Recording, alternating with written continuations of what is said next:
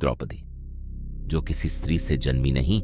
महाभारत की कथा में एक स्त्री ऐसी भी है जिसका जन्म किसी मां की कोख से नहीं हुआ, जिसकी उत्पत्ति किसी स्त्री की पीड़ा से नहीं बल्कि अग्नि की ज्वाला से हुई। वह थी द्रौपदी।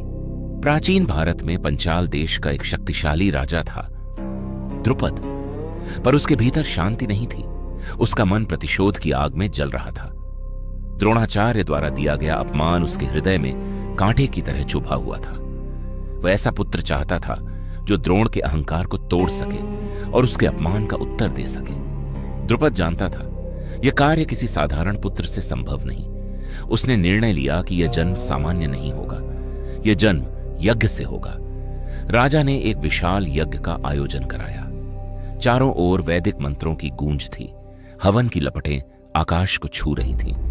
अग्निदेव की उपस्थिति स्वयं अनुभव की जा सकती थी। ऋषियों ने मंत्रोच्चार किया और तभी यज्ञ कुंड से एक दिव्य बालक प्रकट हुआ। उसका तेज असाधारण था। उसका नाम रखा गया धृष्टद्युम्न, वही बालक जो आगे चलकर द्रोणाचार्य के वध का कारण बना। पर यज्ञ यहीं समाप्त नहीं हुआ। अग्नि की लपटें और प्रचंड हो उठी।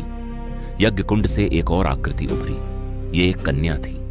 श्यामल वर्ण, तेजस्वी नेत्र और मुख पर ऐसा आत्मविश्वास मानो वह इस संसार की नहीं बल्कि स्वयं नियति की संतान हो।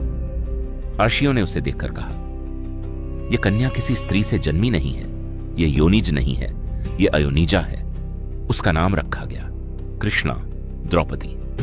द्रौपदी का जन्म केवल एक कन्या का जन्म नहीं था, वह युग परिवर्तन का संकेत था। वह अन्याय के अंत की घोषणा थी। इसीलिए द्रौपदी साधारण नहीं थी और उनका जीवन भी साधारण नहीं हो सकता था। समय बीता। द्रौपदी के स्वयंवर का आयोजन हुआ। अर्जुन ने कठिन लक्ष्य भेद कर उसे जीता।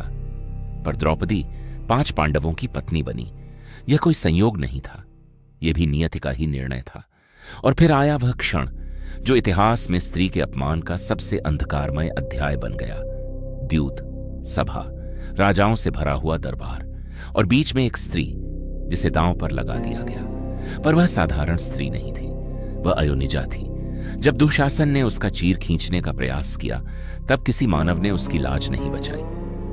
स्वयं श्री कृष्ण ने उसे बचाया, क्योंकि जो अग्नि से जन्मी हो उसे अपमानित करना आसान नहीं होता। द्रौपदी रोई नहीं, वह टूटी नहीं। उसने प्रतिज्ञा ली, जब तक वह अपने खुले बालों को दुशासन के रक्त से नहीं धोएगी तब तक उन्हें बांधेगी नहीं।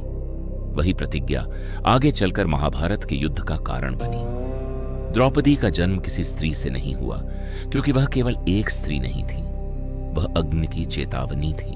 वह अन्याय के अंत का शंखनाद थी। वह यह बताने आई थी कि जब स्त्री का अपमान सीमा पार कर जाता है तो पूरा युग युद्ध में बदल जाता है।